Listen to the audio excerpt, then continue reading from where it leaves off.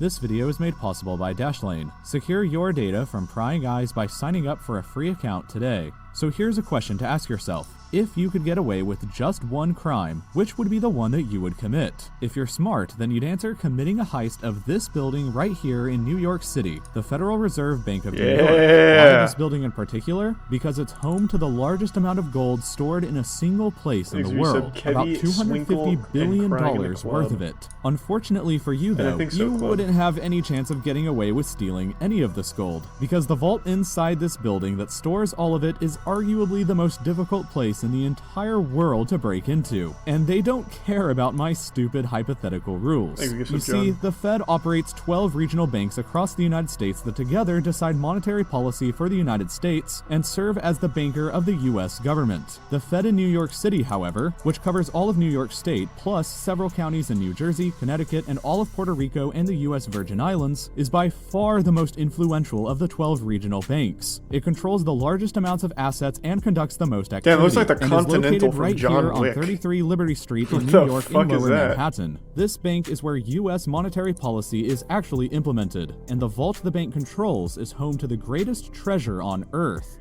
So if I remember correctly, doesn't a single block of gold weigh like 20 pounds? They're extremely heavy for their size, right? It's like the second heaviest material, or the second heaviest like anything per ounce, second only to tungsten, right?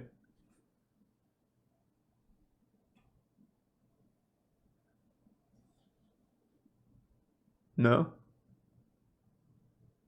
I thought it was, isn't it? Because a tungsten cube, this weighs, I think it's 70 pounds. And then a gold block of that same size is just behind that, and there's nothing heavier. They're the most dense. Oh, 41 pounds, I was off. Because William Osmond made a video on it.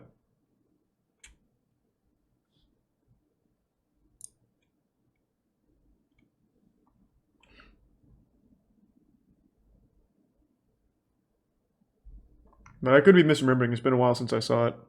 I thought I remembered that being the fact he gave. 7,000 tons. Lead is much heavier? Let's see.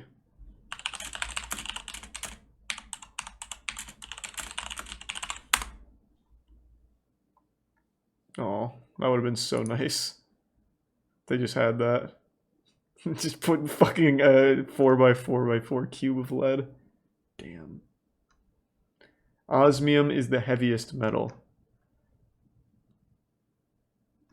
Let's see. Let's do it like this. I believe you on the osmium. Gold is denser than tungsten and lead, according to a Quora, which I don't really trust. Gold is more dense than tungsten. Where's lead?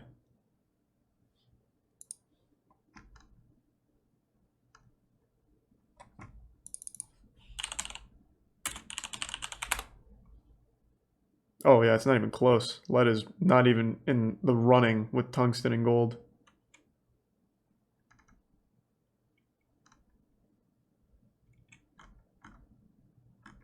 Gold is in 5th place. Yeah, I thought tungsten was number 1, but actually gold is heavier by just a bit, or more dense. Osmium, plutonium. Oh, osmium, platinum, and plutonium are the top 3.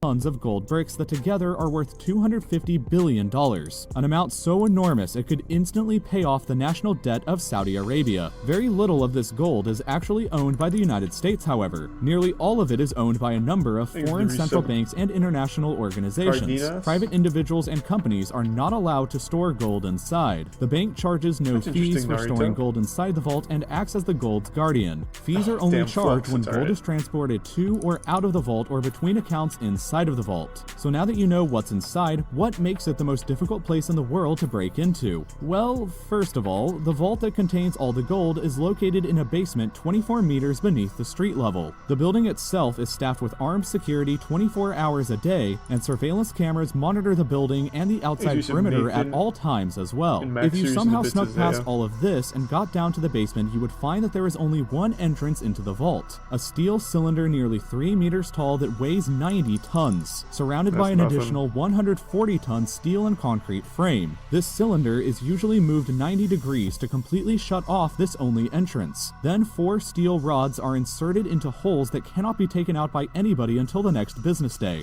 When the cylinder is closed like this, it creates an airtight and watertight seal that is so extreme that if you were caught inside of it, you would run out of air and suffocate within 3 days. If you manage to get through the cylinder and into the vault, you'll then discover that the inside is also monitored 24 hours a day by both surveillance cameras and motion sensors. The vault has 122 compartments inside where the gold is stored, where each compartment is a different account holder at the bank.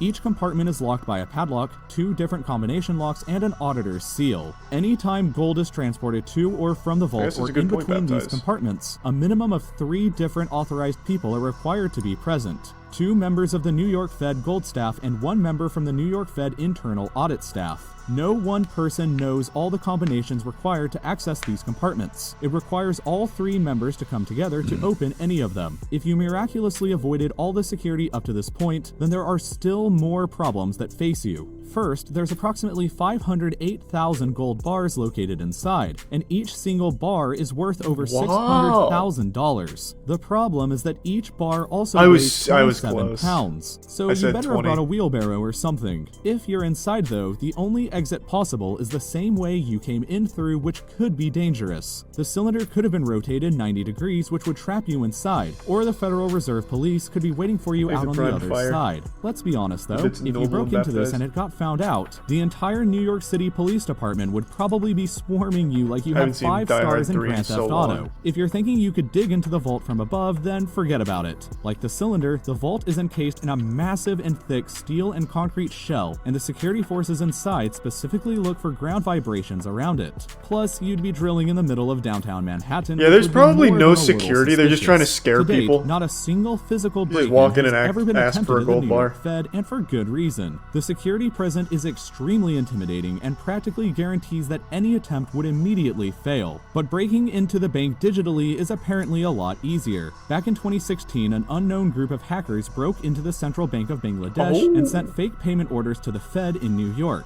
They requested $951 million be sent to their bank accounts in Sri Lanka and the Philippines, and the Fed just gave them $101 million of that amount before their security realized what was happening. If the most impenetrable bank in the world can lose over $100 million to hackers on the other side of the world, then you could lose a lot too. You should be limiting the amount of information that you post about yourself online, but the easiest way to protect yourself is to just use a different password. That was smooth.